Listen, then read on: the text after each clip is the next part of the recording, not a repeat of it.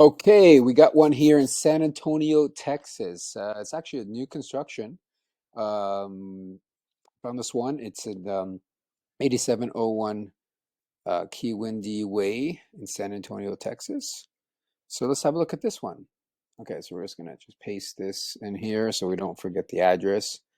So let's look at the market cap first. Okay, market cap in San Antonio, Texas. San Antonio right here, Texas.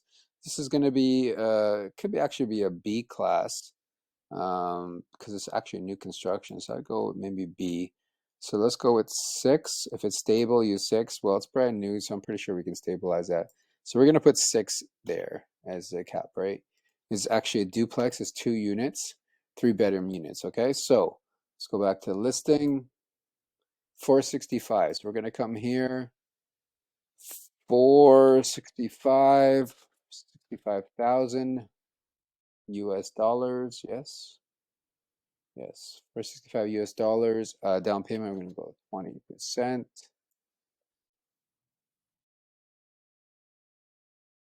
Interest rate, we're going to go 6. Okay. So we're going to come here and just review the description of the property.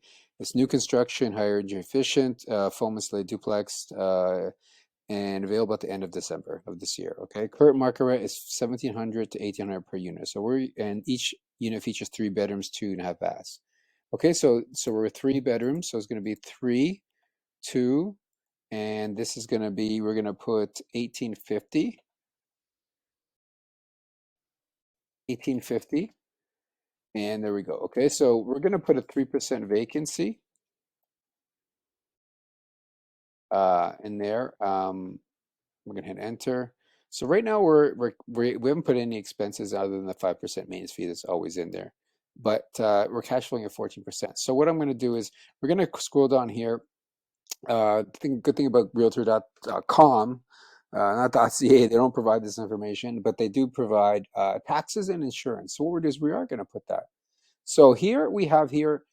So see, this is a good example. Okay, so they have property tax here as 436, right, per month.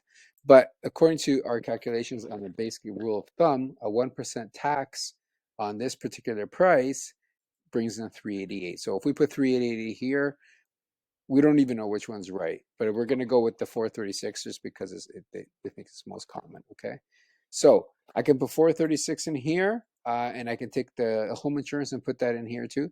But what I like to do is sometimes, because we still don't know the rest of the information, so what I like to do is, because it's only 2 units, I'm going to put around 20-25% expenses. Okay, so we're going to come down here, and because we already have 5% for maintenance, we can change that a little later. We're going to put in 20% expenses right off the bat. So right away, we're looking at, this is a kind of 3, 4, 5. Yeah. So we're looking at about 20 plus the 5%, 25% per month in expenses. Okay, so 43,000 is net operating income.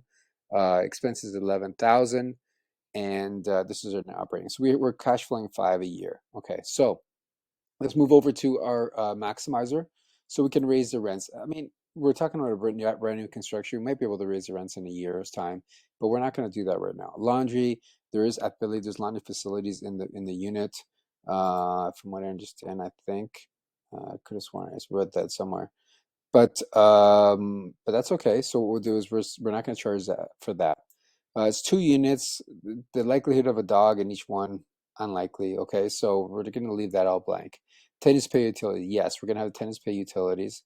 Energy efficient lighting. We can't really do too much. It's 2 units, right? Lower interest rate, 6%. Might even be a little higher.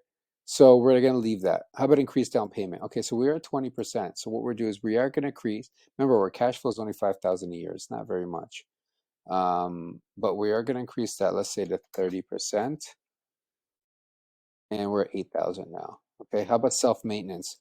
So if we're living in, in San Antonio, and we're close to the property, yeah, we can technically self-maintain this. Um, and but right now we're going to say no. Okay, rent guarantee, we want to apply to this particular property because it's in the US. There may be companies I don't know of, but there may be some companies that do this rent guarantee program that we do here in Canada, but not sure about the States. Okay, so reduce offer. So yeah, so we're going to reduce this offer. So let's scroll down here for just based off of this money, based off of this income and the cap rate, because the cap rate right now is 6%. So let's just go back quickly. Uh, we're here. We're over here. Where's the cap right here? Market cap. There we go. Okay, so San Antonio, Texas here. So on a B class, it's 6, but on a C class, it's 8. So what we can do is, because this is a relatively new property, um, we can consider it a B class property, okay? Um, it was built this year. So what I do is I did put in a B class market cap, but we can put the C class just to see what that would be like. So if if we base it on the C cap of a market cap of 8%, we're looking at a 532,800 is what this property is really worth. 532,800.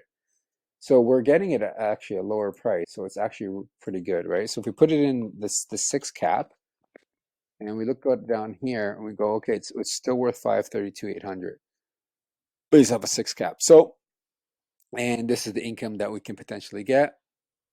Actually, it's a pretty good deal, right? Where it's estimated the property value we could potentially buy this property for 532,800, but we're actually getting it for less. I would always typically go in with a lower offer just in case to see what we can do. So let's just put in 400,000. It's a new property, but who knows how long it will stay on the market, right? So now we're at 11,000. Okay, is this a good deal? It is. So we have a good deal here. It's the cap rate is 788, 799. Even if it was at 8%, it's pretty close. Cash on cash return, pretty good. Monthly profit and cash flow per year. So it's overall a good deal, okay, based off of this numbers. Um, Now what I'm going to do is let's try to see if a vendor take back. I'm just curious to see what this will be. So we're looking at, what was it, 465. Let's go. Let's see what we do. We offer him the same price that he's willing to that he's selling it for. We're going to put a vendor take back of, let's say, 100,000. Now we don't know if they're going to accept this, right? So let's just put in at 3% interest. Okay, we're going to put a 20% down. Term is going to be 30-year AM. And we're going to do a 6%, right? Yeah. Okay, there you go. So if you look above here, this is the original one where we had without the vendor take back, and now we're over here in LG, FNG, we have a vendor take back. So basically, to purchase this property, if in the event that the seller agrees to this on the 3%, and it's $100,000 that they're going to hold back, we actually just have to go to the bank and get a mortgage for 365 and 20% down. Gives it essentially, we only going to need $73,000 to secure this property in the event that the seller agrees to the $100,000 vendor take back. Okay, again, we play with the numbers. That's what this is. That's why this is so incredible. This spreadsheet, okay, is that we play with the numbers, right? We put in 200,000, right?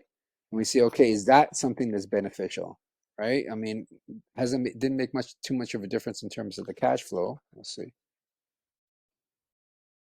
About $700 a month. Okay, so that's pretty good. But but he's going to take 200,000? Highly unlikely. Okay, and maybe it's less. Maybe it's 50,000. Okay, but obviously your cash flow is going to go lower. Okay, so this is something you're going to play with. You present an offer to the seller or to the realtor, and you say, "Listen, I'm want to do this, and would you consider us as a vendor take back of this amount?" And that's how essentially you do it. We start moving the numbers around and say, okay, what am I happy with? What am I comfortable with profiting per month on a 2-unit property? Am I happy with 11,000 per year and roughly about $1,000 a month cash flow? That might be enough, right? I mean, you only have to technically pull up, in this case, 30%.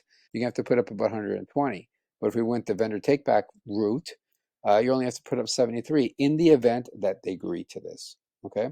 So again, we're just going to recap here. You can do your with the software. You can do target rent analysis. You can put in what the rent is currently. If we raise the rent so much, this is how much the current rent will be. These are all rules of thumbs. Once you put the information on the top, it automatically calculates for you. So these are the for contract services, trash removal. This is roughly per month per unit. Electricity, water, sewer, all that stuff. Um, and management fees is usually 5 to 10%. So these are called all rules of thumb. So whenever you're figuring out, oh my God, what is someone going to pay in management fees? Okay, well, it's 5 to 10%, and so forth, the trash removal and all that. So again, this is another great feature too, is our 5-year return. If you sell the property in 5 years, or if you refi it, this is how much you could potentially make off of it.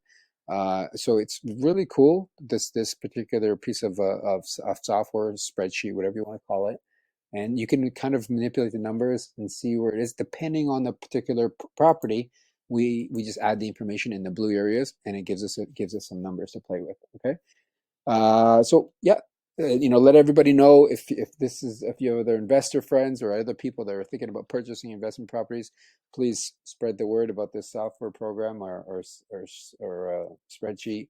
I think it's going to help everybody and anybody who's thinking about purchasing property, and it's really easy to understand. And we're always constantly updating and improving it. So, if you secure one, if you purchase one, you're going to get lifetime updates on the particular software. And I have a whole bunch of ideas that I'm planning to add to this. You can actually do 2 properties at once. Let me see here. So we're going to go side by side. You can put another property in here, and you can analyze them side by side, and then the information will be populated here. So that way, if you have 2 properties, you're not sure which one to do, it helps, right? Okay, so that's it for today. This is a pretty good property. We're cash flowing a little bit. If this is something that you're happy with, and then this is something to consider. It's a brand new property. I put 25% in terms of expenses overall. That will include everything. This is new property. You're not gonna have too many expenses, right? It's provided that the tenants pay utilities. Okay. So in fact, if that's the case, and then we can lower this to 15%, and then obviously your cash flow improves. Okay. So any questions, please don't hesitate to reach out to me. You can comment on this post, on this video. You can reach me below too. There should be a link to my online calendar, where you could reach out and book a call with me, and we can jump on the phone. And so now, if you need money to secure this property, because then now we analyze it, but now maybe you need the money, right? Maybe you need the money to get a mortgage for this property, and then that's where I can come in, and I can also help you out with that. Okay, you can utilize my resources with all the lenders that I deal with all across the nation, and just let me know what you're interested in, and then we'll start the process and see if we can get to the financing to secure this property. All right, thanks. Till next time.